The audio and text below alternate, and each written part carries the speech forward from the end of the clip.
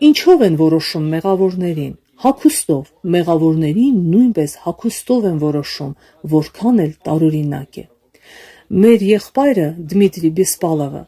հագուստի մասին մի քարոզի ժամանակ արտահայտվել է հետևյալ կերպ. թեև մի փոքր կոպիտ է այն հնչում, քույրիկ ճակատիդ գրված է, ապրանքը վաճառքի է։ Ինչով են որոշում։ Մեր արտաքինով, մեր հագուստով, քանի որ այն խախտում է հետևյալ 4 չափանիշները՝ ամոթխած չէ, համեստ չէ, պարկեշտ չէ եւ ողջամիտ չէ։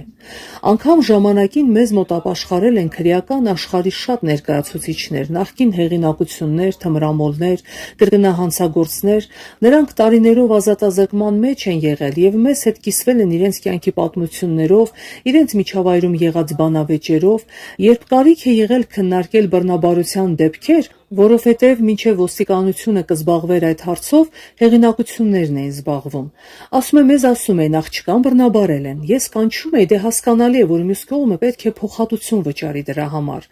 բայց դու ինչ ես հագած եղել։ Կարճ կիսաշրջազգեստ, բայց չէ որ դու ինքդ ես դրդել նրան, արդեն հատուցումն ավելի քիչ էր լինում, քանի որ դու ճիշտ հագնված չես եղել, նույնիսկ աշխարհի մարդիկ են դա հասկանում։